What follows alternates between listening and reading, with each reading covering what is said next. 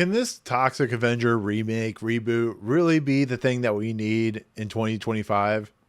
Let's talk about it.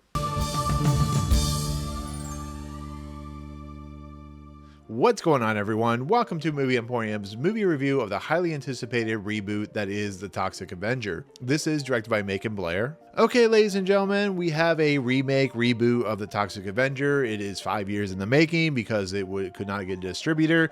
This movie is a retelling or remake of the Toxic Avenger story, which is about a character who is a janitor who is down on his luck. He's given some information that is really kind of troubling to him, and he, of course, is trying to deal with the fact that he has a teenage stepson because his wife / mother had died, and yeah, he's struggling. So what does he do? He lives in a world where we have a place called BTH that is run by Kevin Bacon's character, who has a brother who's played by, of course, Elijah Wood. And in the process, because it is a Toxic Avenger story, he becomes a Toxic Avenger, or a toxic creature, superhero, because he is unfortunately thrown like the Joker into a vat of toxic waste. And so he becomes the hero that Saint Roma never knew they needed. And it is once again a remake of the Troma classic that is Toxic Avenger. So the Toxic Avenger is quite the movie when it comes to the nature of movies in general. It is as campy and offensive and dark as a movie can get. It is, of course, created by Lloyd Kaufman and Michael Hertz, and it is considered the, as my friend puts it, the Mickey Mouse of the Troma universe, because it is their mascot in a lot of respects. But it is a character that has a lot of times, like, the Terrifier Art the Clown or Michael Myers, has stood the test of time, even though the movies are not necessarily great when it comes to the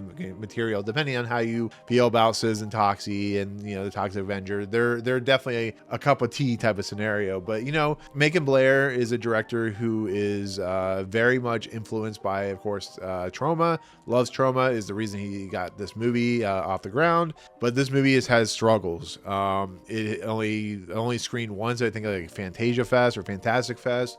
It garnered great reviews, which is amazing, but it never could get a distributor. And so here, finally, Cineverse finally bought it, and they have put on a marketing blitz that has probably been one of the great marketing blitz of all time to get people to see this movie. Because of the nature of what Toxic Avenger represents and what it is, there has been rumblings about how graphic this movie is, how it is very difficult to market.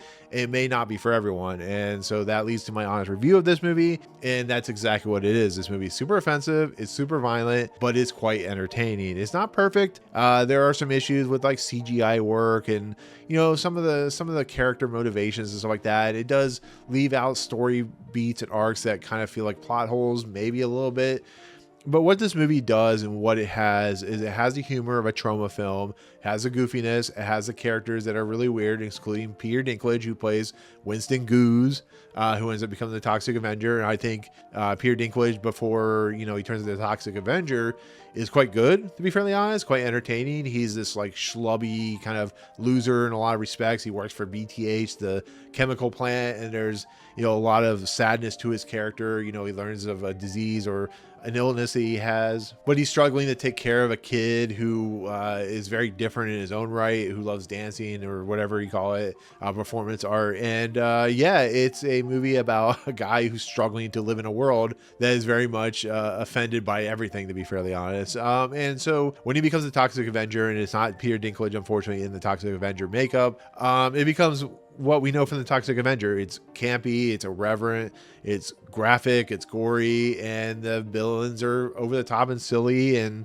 the set pieces are super crazy and over the top, and it becomes a movie that is very much appreciative of the stuff that has come before it, but is creating something for a modern audience in a lot of respect. And I really liked it. I really did. It's not a perfect, like I said, not a perfect movie, just once again, but it's a movie that I found just has so much heart to it. It has so much humor and so much of what I like out of movies when it comes to it doesn't have to be a perfect movie. It doesn't have to be, the greatest movie ever, but it has to have fun. And that's what this movie does. It has characters like the Taylour Page character, who is just somebody trying to get back at BTH. And then it has this group called the Nuts, which are a gang of band members or whatever that are the henchmen to BTH. And you have this Igor style character that is the Elijah Wood character. And it is very much doing what Troma does best, which is create these offbeat, weird characters but also add the campiness that is what makes it so workable in a lot of respects. Now, it doesn't go as hard as like a Citizen Toxie or the Toxic Avenger original.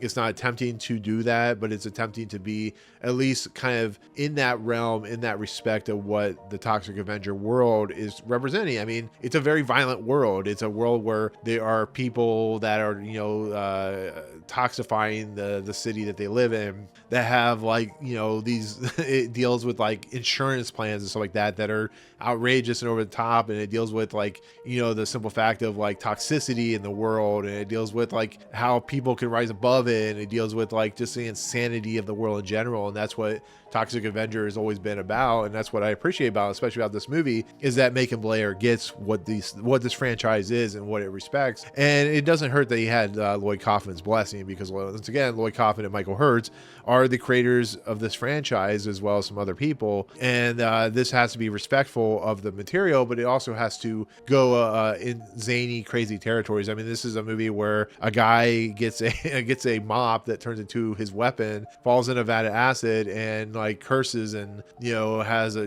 giant thing that he can pee, and like I won't go how far what that happens, but it also has like, you know, deaths that are funny and over the top, and how that plays out is really funny. And, you know, it's a movie that just knows what it is. The assignment is exactly what they were planning, exactly what they initiated upon. I think everybody knew what they were getting themselves into, but it's nice to see people like Peter Dinklage and Taylor Page and Kevin Bacon and, you know, Jacob Trembly and so on and so forth. Elijah Wood, who is willing to do these types of movies and willing to go for it, because this movie could not work. I mean, this movie could be a total disaster, and it's not. It's a fun, entertaining, super ultra violent movie with it's limited in its audience, because there are some people who won't be able to handle what's going on here. But if you like the Toxic Avenger, you like what that represents, you like the B-grade schlock that it represents and what Troma goes for, this is a much better up-to-date Troma film than a lot of other ones. You know, if you like that over-the-top silliness and just, you know, the nature of like how things are kind of, you know, sometimes don't make any sense, but they're fun for what they are, that's what this movie is. So overall, the Toxic Avenger 2025 edition is a worthy, you know, continuation or a worthy adaptation to the franchise, and there's a lot of cool like nods and Easter eggs and a lot of stuff that will kind of take you by surprise, and is a Toxic Avenger. It's as Toxic Avenger as Toxic Avenger can get. So, but once again, great like practical effects. CGI not that great, some of the set pieces okay, but it does homage really well, and that's what's good for it. So there you go. Anyways, with that said, that is my take on the Toxic Avenger 2025 edition. Thank you so much for watching. Comments below if you've seen the Toxic Avenger, or you have not seen the Toxic Avenger. Are you going to check this movie out? What do you think of the original? If you have seen it, or are you looking forward to this movie? It's been a while since it has been finished filming, so let me know in the comments below. But otherwise, if you like what you see on this channel, hit the subscribe button to join Movie Emporium. Hit that notification bell at top to find what's coming next. If you like this video, awesome. Hit that like button. And as always, we'll see you guys on the next video. Peace out, guys.